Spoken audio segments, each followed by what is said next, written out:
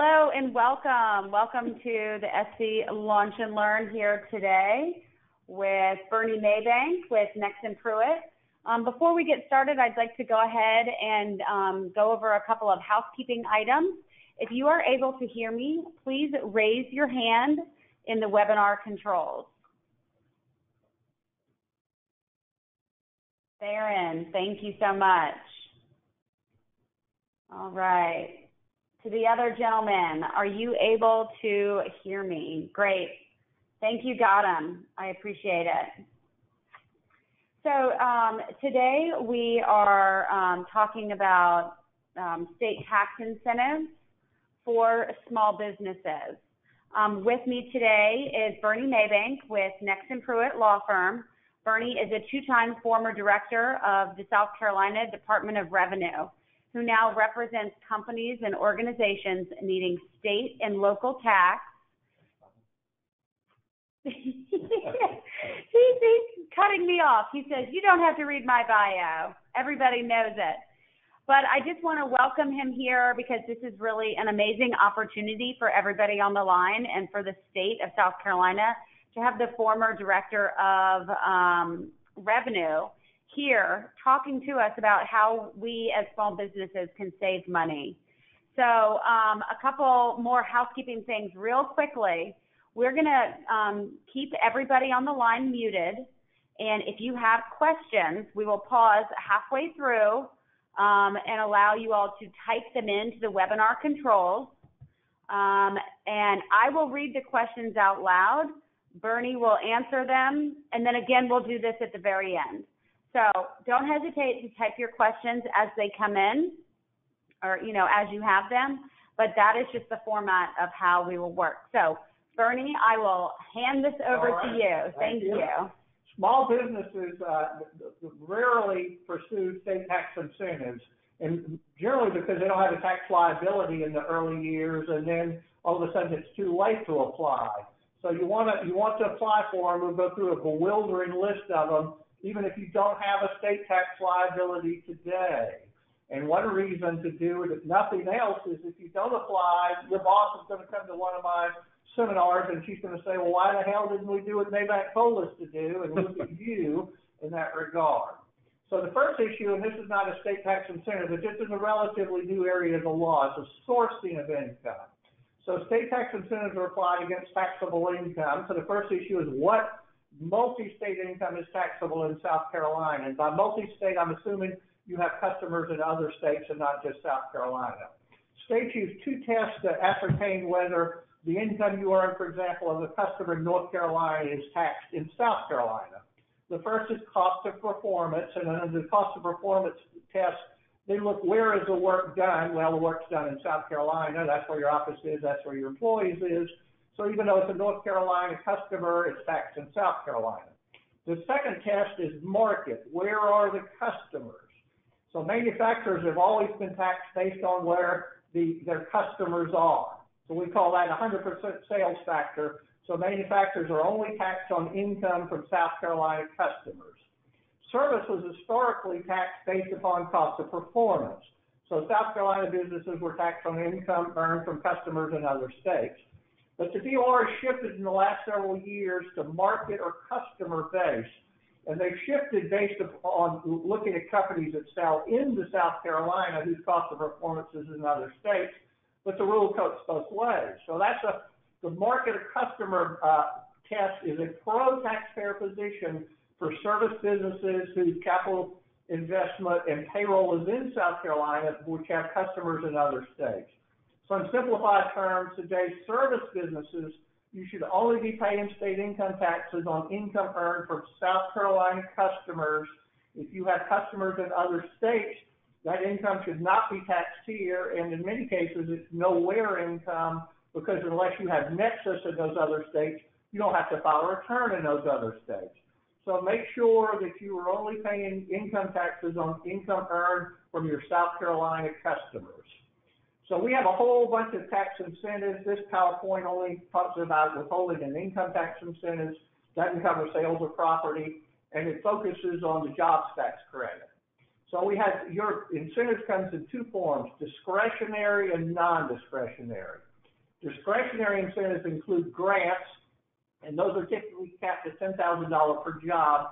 They're highly competitive. They generally require a large capital investment and many new jobs. So you've got to have a very large project before the Department of Commerce is going to give you an actual grant. Second is job development credit. It's a very good credit because it's a withholding tax credit, not an income tax credit. So even the Catholic Church has a withholding tax liability. But it typically requires 30 new employees who are paid at or above the county average wage. So if you're in Charleston or Greenville, that's very difficult to do even if you have 30 new employees. And then later slides will give you the state and the county average wage. And then there's a port cargo credit for people who increase their import or export shipments through a South Carolina port, and that also can be a withholding tax credit. So those are the three big discretionary incentives.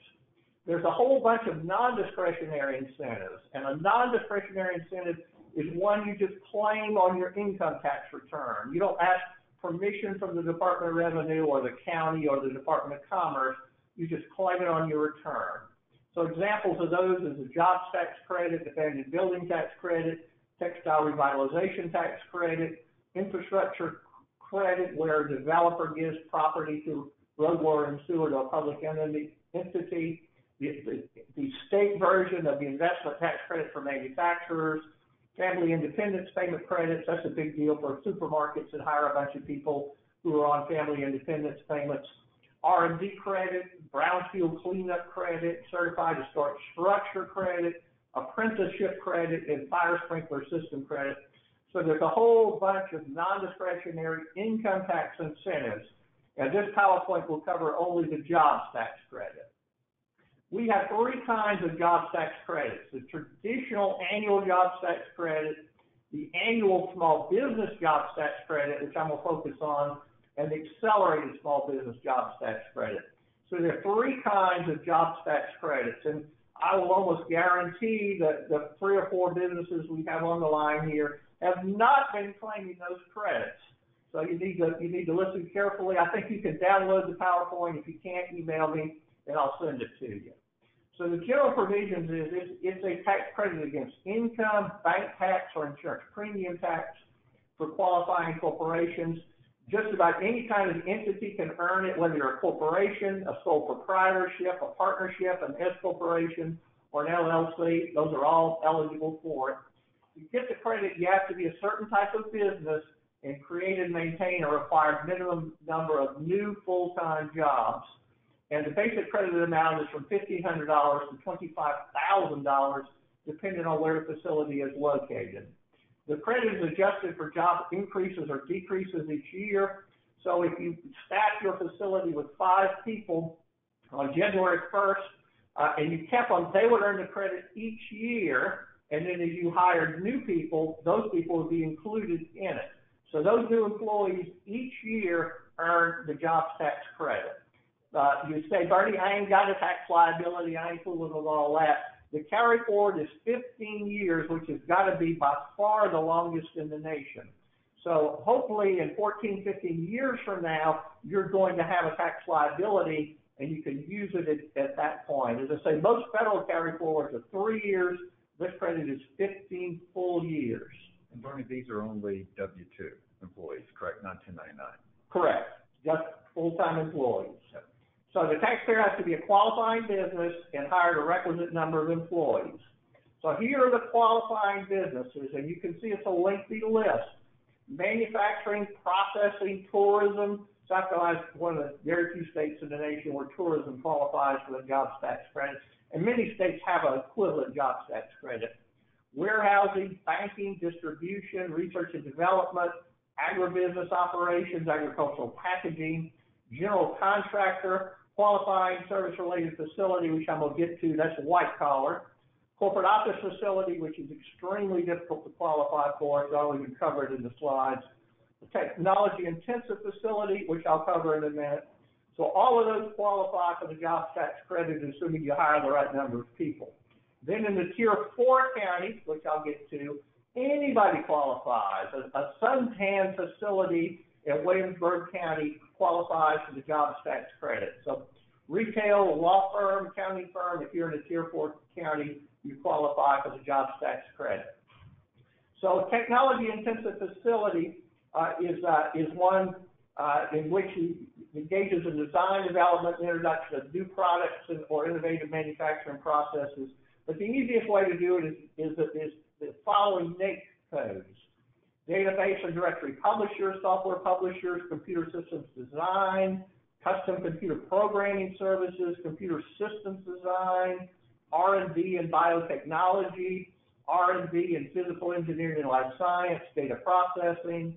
And so if you meet one of those, you qualify for the jobs tax credit. Now, how do you find your NAICS code? Your NAICS code is actually on your federal income tax return, and it's probably wrong. Probably not one of those NAICS codes, even though that's what you do. Why is it wrong? Because when you started your first year of business and you did your first federal income tax return, you didn't pay any attention to that, or your business started something else, and now you've morphed into one of those businesses, and you can amend your NAICS code. So that for some of y'all is going to be very important, because as I get to in a minute, a small business only has to hire 2 new employees. So if you meet one of these NAICS codes, and I know we have a manufacturer on the line, you automatically qualify. But if you meet one of these NAICS codes, you qualify for the jobs tax credit with 99 or fewer employees worldwide if you only hire 2 people. So you got the traditional, as I mentioned, there's 3 kinds of jobs tax credit. The traditional jobs tax credit, which applies to everybody with more than 99 jobs worldwide, I might emphasize, you have to meet this requirement. So you've got to increase employment by a monthly average of 10 new full-time jobs. So you got to add and maintain 10 or new full-time jobs. Now the monthly average I referenced there is extremely difficult to calculate. Well, I don't know about extremely, but it's difficult to calculate. So I could spend 3 hours on just answering Burnie, what is the monthly, how do you increase the monthly average by 10 new jobs? But you basically hire 10 new people and you maintain them for a year. So the original definition of qualifying businesses, when we did the original Jobs Tax Credit Act, which was done under Governor Campbell, it was originally limited to manufacturers, warehouse, and distribution. And we always heard, well, we got to qualify white collar. That's what the state's chasing. So we added, basically, we call it qualifying service-related facility, but it's basically white collar jobs. Now, it's hard to qualify as a qualifying service-related facility, so let me repeat. If you're a technology-intensive facility, you don't have to meet the requirements we're just getting ready to go over. So a qualifying service-related facility, you got to create between 25 to 175 new full-time jobs, and I'll get to that. Or you fall under one of the hospital NAICS codes. Nobody on the line is up on that.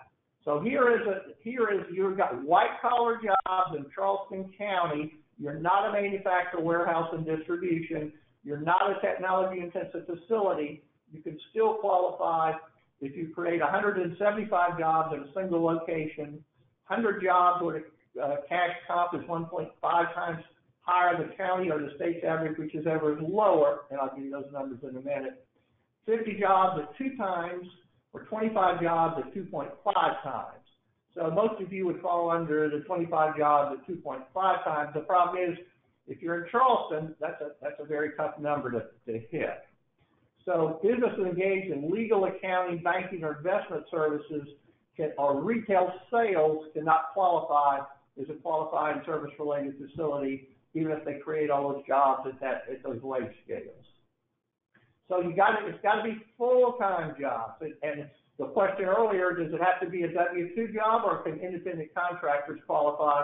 It's got to be a full-time W-2 job, and it's got to be a minimum of 35 hours per week for an entire year. Now, you can do half-time jobs. 2 20-hour employees, you can group them together. The problem is they got to work an entire year, and most half-time jobs are not working an entire year. So it's a full-time W-2 employee who works for at least 35 hours per year. The amount of credit that you receive is determined by the county in which you're located. So we have 4 categories of counties: Tier 1, Tier 2, Tier 3, and Tier 4.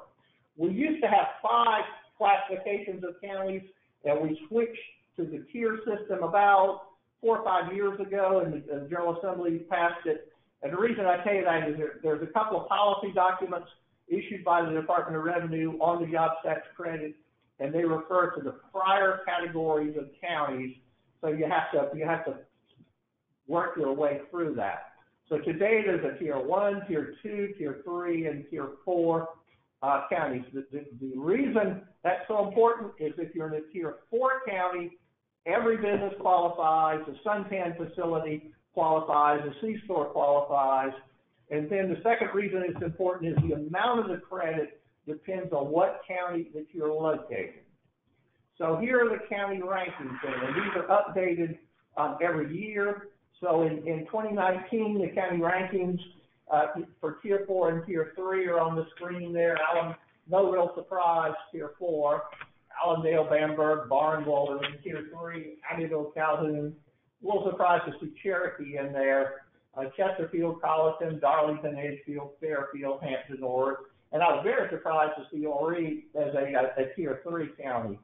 So if you're in a Tier 4 county or a Tier 3 county, you want to file a form with the DOR to freeze that category in, because there's always a little bit of movement between Tier 4 and Tier 3. You know, unfortunately, Williamsburg never moves, but you see a little bit of movement as a Tier 4 county will go to a Tier 3.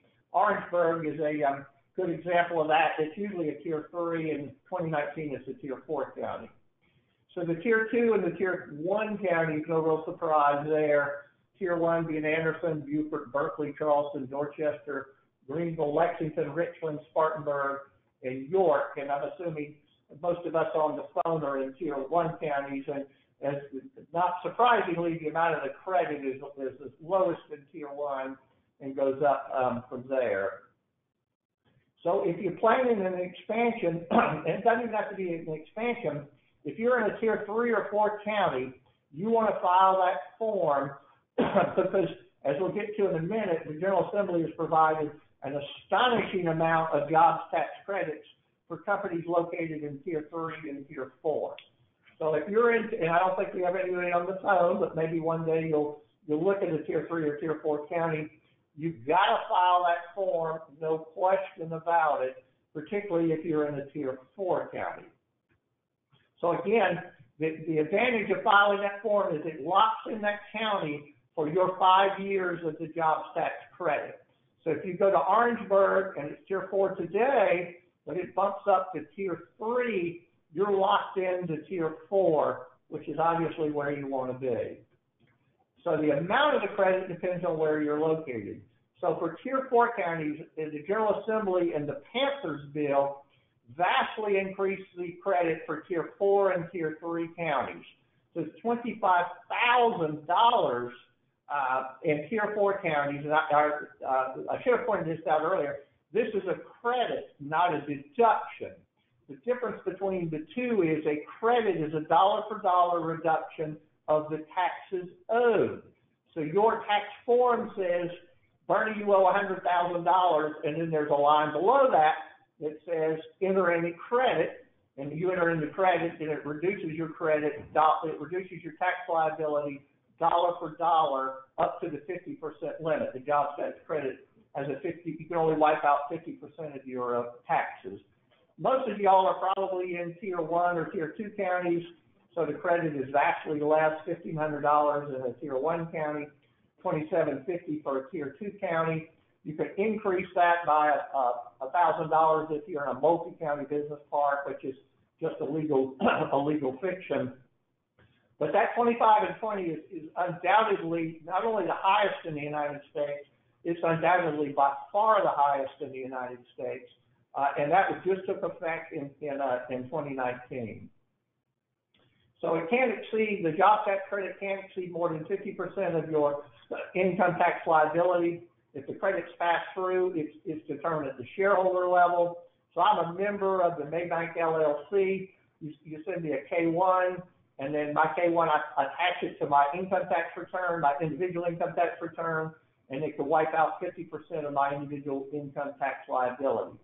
So, the doctor, the heart surgeon, she's going to have a significant income tax liability. So the 50% limitation, you wish there was no limitation, but 50% still ain't a bad day at the office. And then so you wipe out 50%, so there's what tax liability left. A lot of you are not going to have a tax liability in your early years, and if you're a manufacturer, you're not going to really ever have a tax liability. But you want to claim it because you can carry it forward for 15 years. And as I've mentioned, and there's repeating, one reason to claim it is your boss is one day going to go to one of my seminars, and she's going to say, why in the hell haven't we been claiming this credit? So you want to do it. So it's claimed for 5 years. So those credits are earned each year, assuming you've maintained the job, each year for 5 years. The credit is not claimed the jobs are created.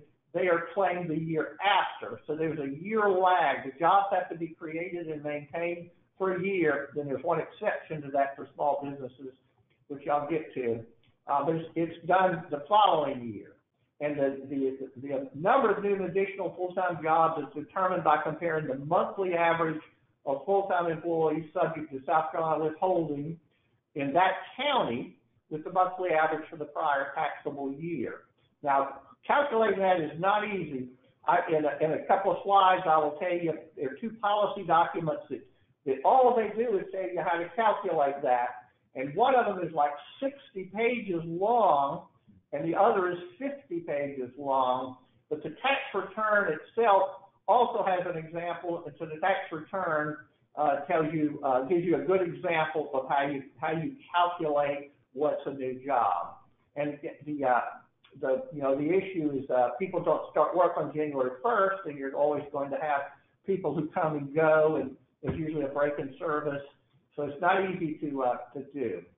So now we're turning to the small business jobs tax credit. The prior credit was for businesses that had more than 99 or more employees worldwide, which we call the traditional jobs tax credit. This is a small business jobs tax credit. So you have to have 99 or fewer employees worldwide.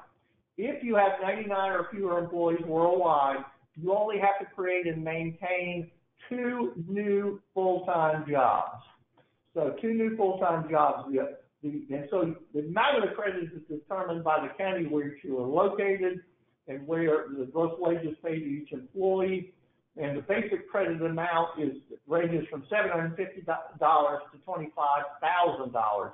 So $750 is the basic credit amount in Charleston County if you don't pay 120% of the average state wages. So you get a half a credit, which I'll get to. $25,000 is what a small business that hired just 2 people in Williamsburg County that created and maintained 2 jobs in Williamsburg County. And that can be, to bear repeating, the suntan lounge. If they hire 2 new suntan technicians, $25,000 per employee. So there are 2 types of small business tax credits. There's the annual credit and the monthly credit. So the annual small business jobs tax credit, again, is claimed on the tax return for the year following the creation of the new jobs. For example, jobs created in year 1 are claimed in year 2, and you file your return in year 2, on April 15th of the following year. So provided the jobs have to be maintained, the credit is adjusted for increases or decreases, and no credit is allowed for any year in which the net increase of employment falls below 2 jobs. Did you want to stop here for a question or 2, or do we have any questions yet? Yeah, that's great. So we will just pause now, and if you have questions, go ahead and type them into your webinar controls. I will read the questions out loud, and then Burnie will answer them. So with us in our webinar studios is Lee McElwennan. We're happy to have him. Lee is on our team as an investment manager here in the Midlands. Lee, if you have questions as well, feel free to So why don't I go on so we get some questions then? Yep, sounds Okay. good. So no questions right now, so we'll go on, and then as they come in, we'll just pause and ask them. So thank you, Burnie. All right. So so there's an annual small business tax credit where you claim the credit the year after the jobs have been created and maintained, exactly like the traditional jobs tax credit. The General Assembly realized small businesses come and go, so they provided us monthly small business jobs tax credit. And so it allows you, if you qualify for it, you can file an election to compute on a monthly basis and claim the credit in the year the jobs were created. So that's the exception to both the traditional and the annual small business jobs tax credit. You have to maintain the jobs for an entire year before you even claim it, and then you claim it on your income tax return filed later. So you can make an election to claim it on a monthly basis. And I don't know that any small business has ever filed that election, but it is there for you under the law to make that election and claim it immediately. So you got to be a qualifying business. And so the qualifying small businesses are the same as for the traditional jobs tax credit. So you've got to, in addition to having 99 or fewer employees worldwide, you have to be a manufacturer, warehouse, distribution, bank, qualifying service-related facility, or technology-intensive facility. So you got to be one of those businesses. And if you're in a Tier 4 county, any business qualifies. So you got to either be in a Tier 4 county, or you got to be a manufacturer, warehouse, distribution, technology-intensive facility, or qualifying service-related facility. So the basic credit amount depends on whether you either 100% credited amount or a 50% credited amount. So you've got to be either 100% credited amount or the 50% credit amount. Any employee who doesn't meet the 100% credit amount falls under the 50% credit amount.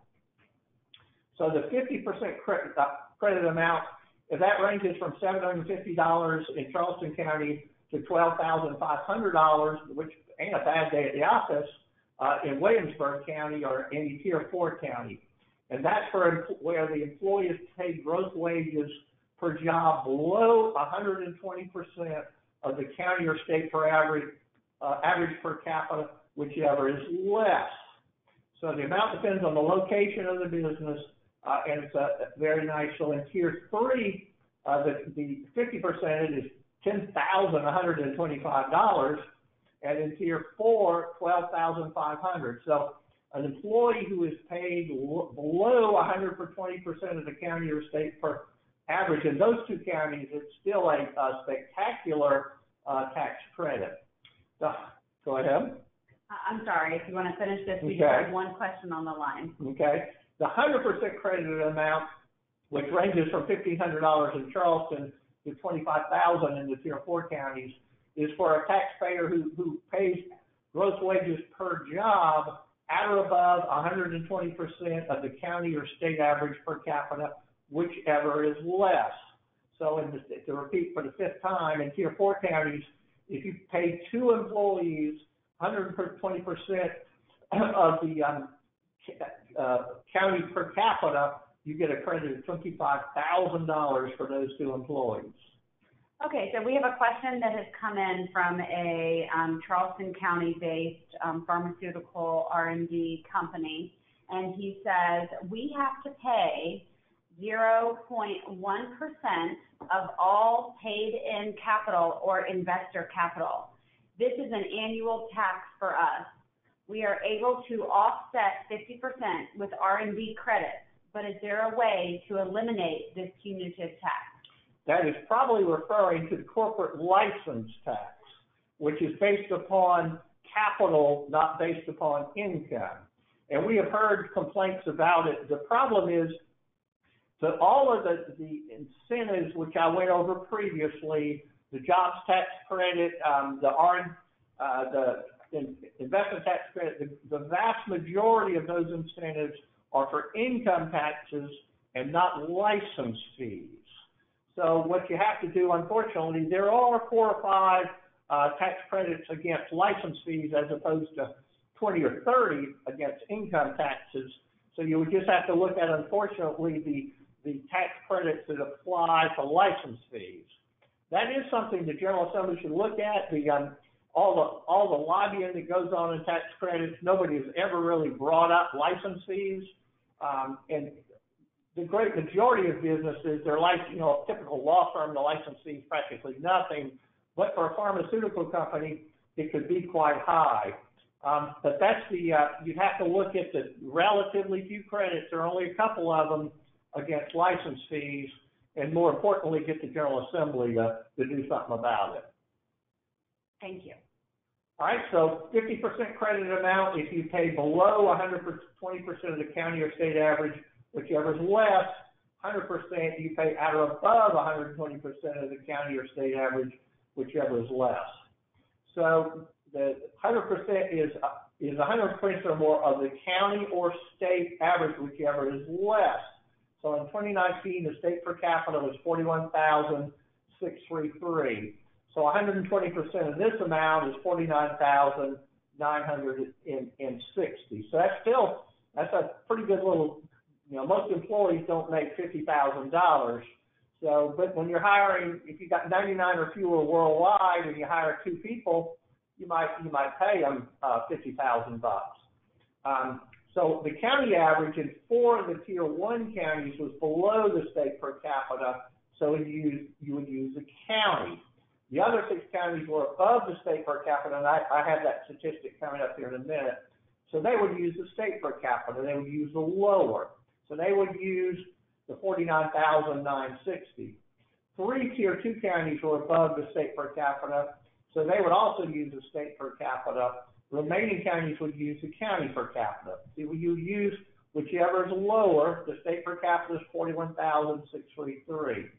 Now here are the 120% for Tier 1 counties. So in Charleston, the per capita, and these numbers are issued by the Department of Revenue each year. So these are the 2019 numbers. So in Charleston, per capita is $57,281. 120% of that is $68,737. So very few jobs, very few employers are adding 6 employees that make $68,000, but some do. So 99 or fewer employees worldwide. You're a manufacturer, wholesaler, distribution, technology intensive, or qualifying service related facility, and you add 2 new jobs paying $68,737. You earn the per cap the $1,750 in Charleston County tax credit. So that gives you the per capita in the Tier 1 counties. I've calculated the 120% for you. Here's the Tier 2 counties per capita, and I've calculated that. And I calculated that per capita pretty hurriedly, so you may want to, if you never want lawyers doing numbers, so before you get too excited, you may want to go back and do that math yourself.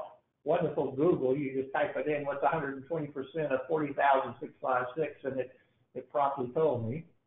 So here's the Tier 3 counties. Obviously, the per capita income is dropping pretty quickly there, and 120% of that.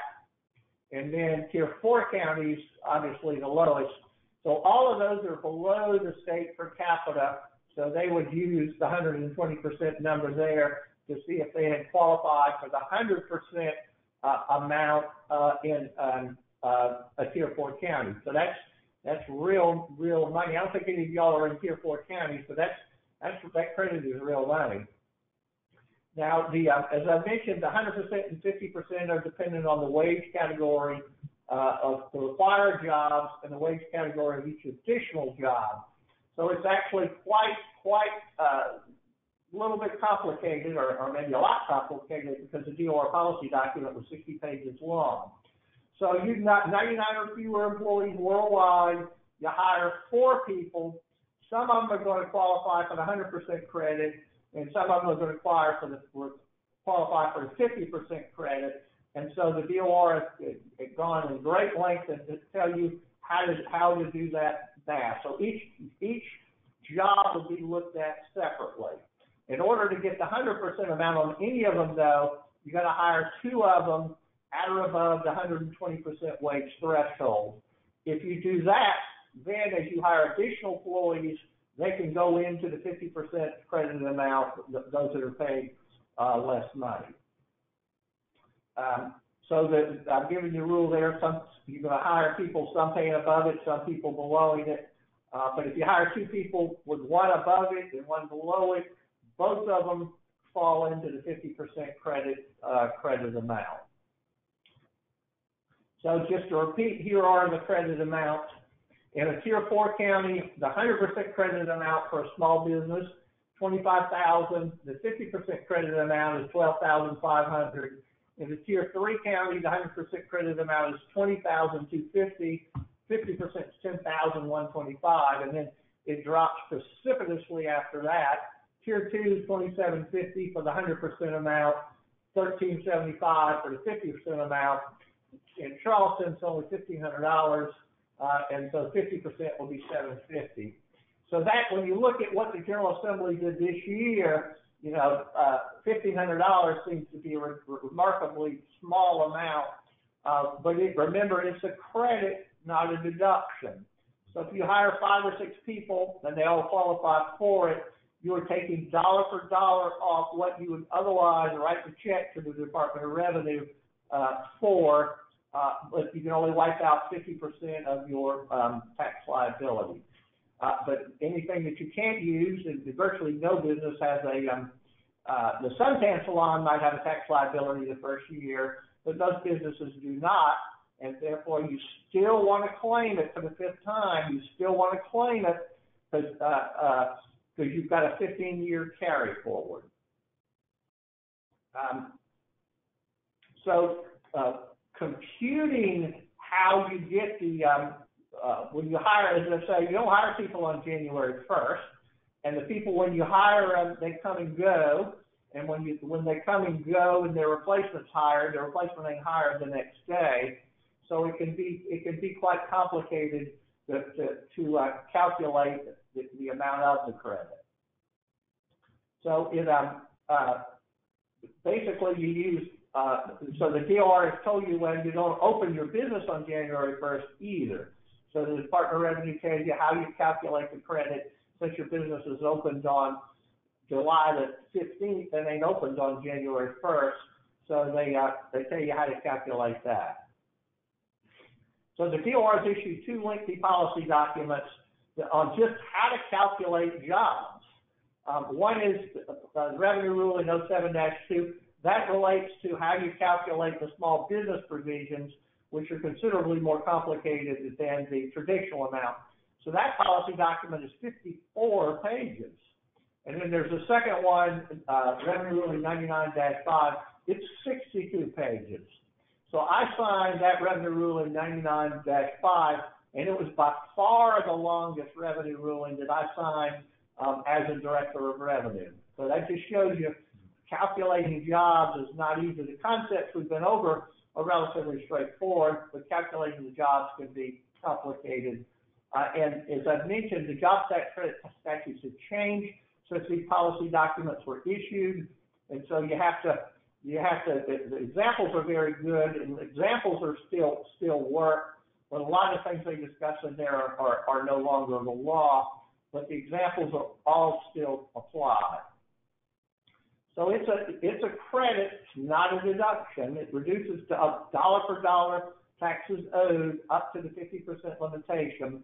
The biggest issue with it is not transferable, it's not refundable, it's not assignable, so you can't sell the credit. And we had, as about 4 years ago, we had more than $800 million of jobs tax credit carry forward that principally manufacturers had earned and had never used because of that huge $800 million sitting out there. The General Assembly is not going to make the credit refundable in any future legislative session. Now, if you're listening to me and say, gee, we earned that credit, and I don't think we've ever claimed it, you can file amended returns during the normal 3-year statute of limitations. And so you would definitely want to file amended returns, because if you hired employees 2 years ago, if you don't file an amended return, you can't pick them up. So unless you file the amended return.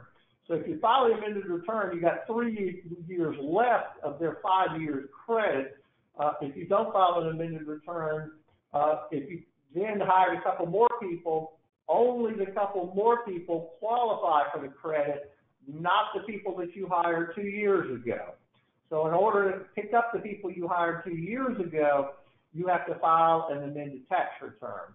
Now, a lot of times, businesses don't want to file amended returns, but if they're an LLC, because then all the members have to file amended returns, and it's just a pain. And the same rule would apply to S corporations. A normal C corporation, they would just file an amended return without even thinking about it. Now, if you do file amended returns, the $25,000, $20,250 took effect in 2019, so you would not get that amount of credit. You would get the prior credit amounts under the prior law, and not that unbelievably high amount. And I keep stressing it's not the highest in the United States. It's by far the highest in the United States. And there's going to be, or there is, jealousy and resentment plenty in Tier 1 and Tier 2 counties. They would be the first to admit the credit amount should be higher than in 3 and 4 than in Tier 1 and 2, but it shouldn't be that much higher.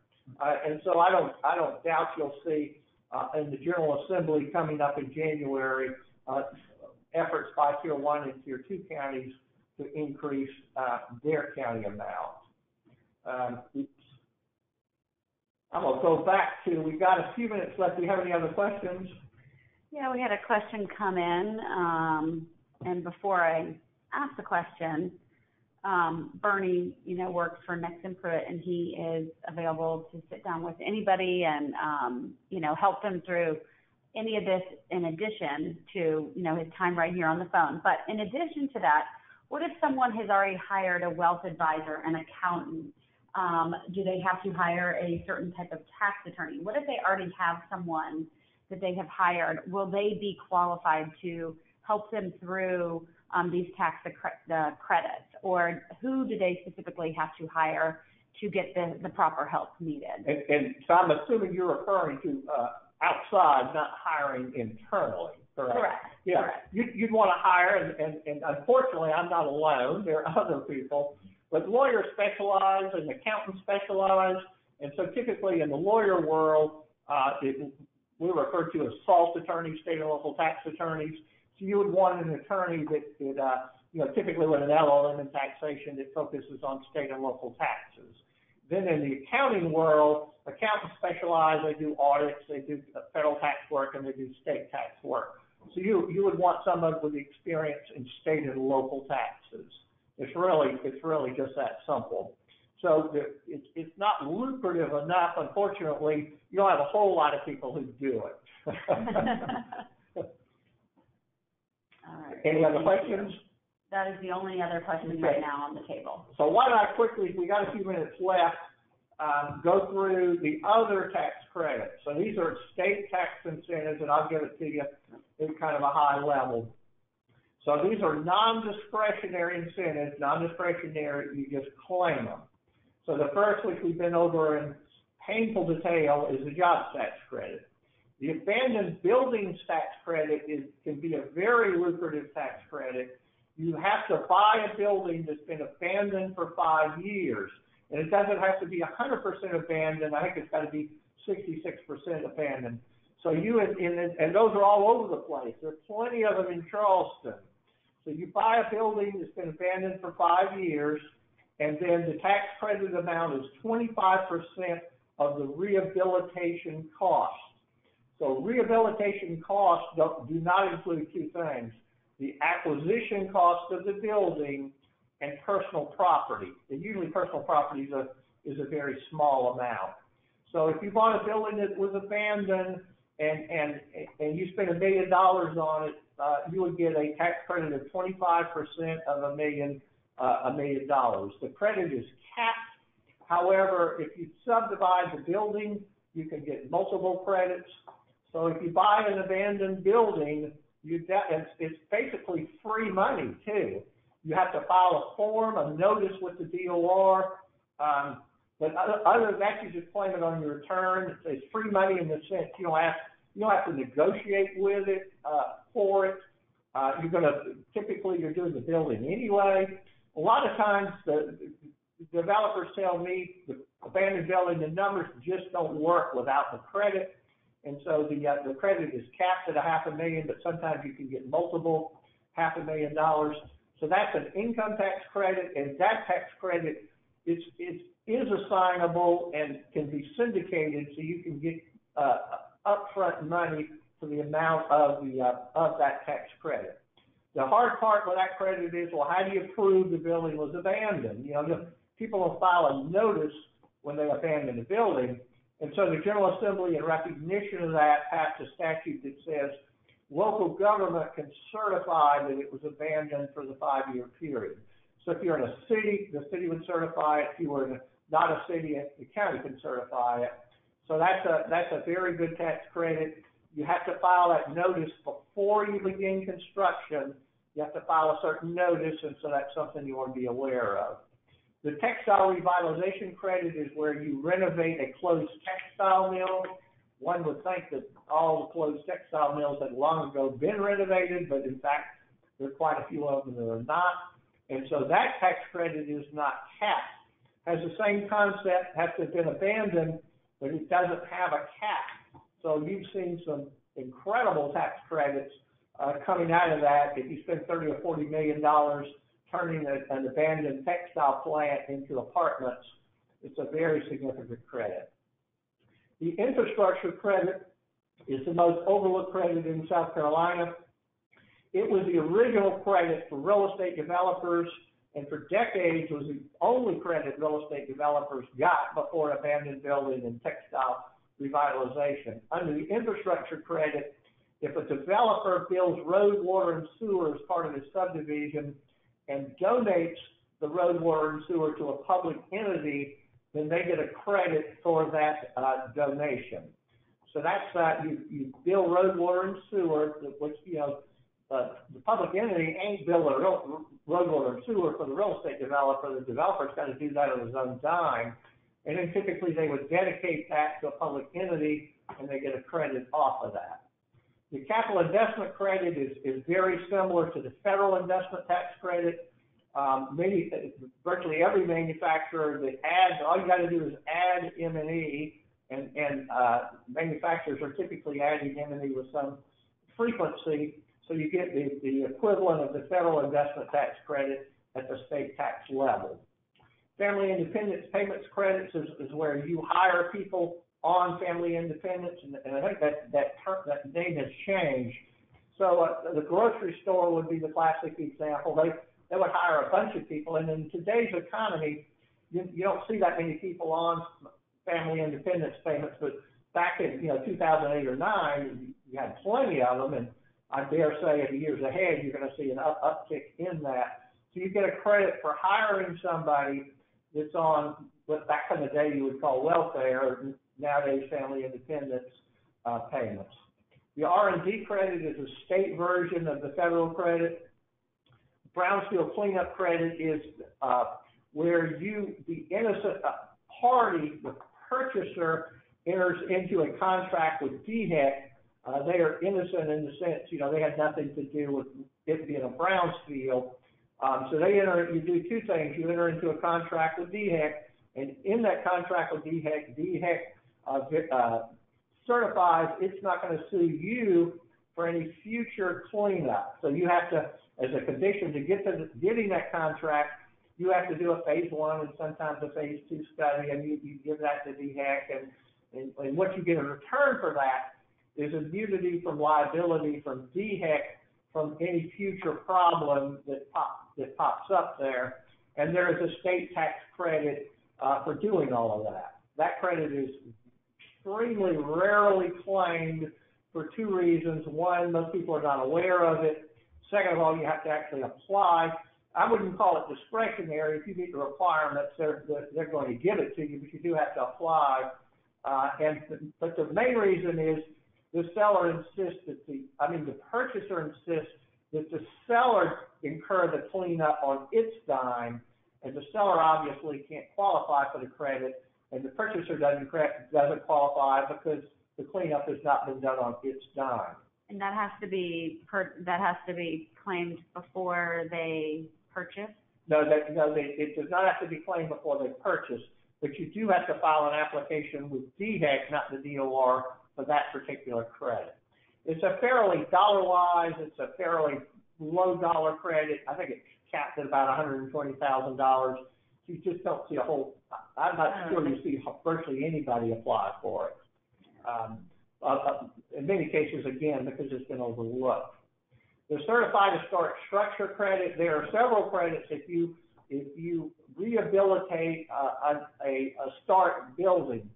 So South Carolina has a certified historic structure for personal residences, which you don't see at the federal level. The feds have a credit if you renovate commercial buildings, and only commercial buildings qualify at the federal level.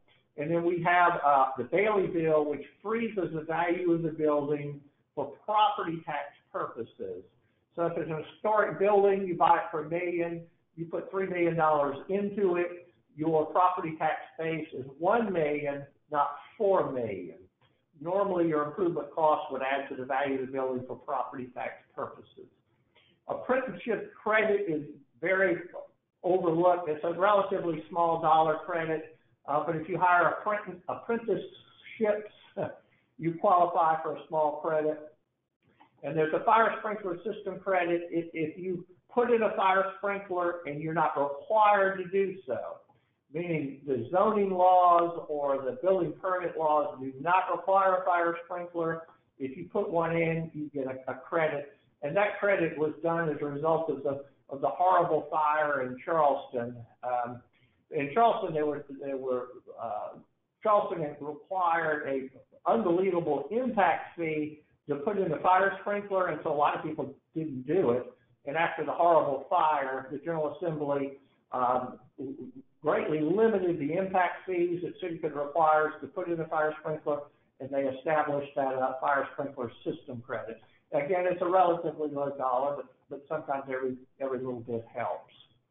So those are the big income tax credits. I haven't been over the property tax credits. Do we have any other questions? There are no questions on the line right now. We've got just a couple minutes left. Feel free to type in your questions, or I will be sending out this presentation afterwards with Burnie's contact information on it in the email. So you can also contact him that way if you have questions. Tell him what your next webinar is. Caught her napping on that one. Caught me off guard on that one. I will also send out what our next webinar is in that email, because we do hold webinars monthly, but of course, on the spot, it has slipped my mind what our next one is. Nexsen Pruet have a variety of seminars. I have an economic development listserv and a state local tax listserv, and we're doing virtually the same webinar on September 15th, where we're focusing on Tier 3 and Tier 4 counties. So if you're not in a Tier 3 or 4, our webinars are free, so just email me if that piques your interest. Thank you, Burnie. I can also link to that as well in my email, but my good friend here, Lee McElwennon, has reminded me that our next webinar is the Principles of Accounting. This is the second session in our accounting and tax incentives and finance kind of series. So it's Principles of Accounting, followed by that is cash management, and then the webinar after that is on succession planning and building your valuation so that you do have a positive exit. So I'll send out all of those as well. So if there's nothing more, Burnie, I'd like to say thank you so much for joining us. Thank you. And thanks again for everybody on the line. And hope you all have a great rest of your day. Thank you.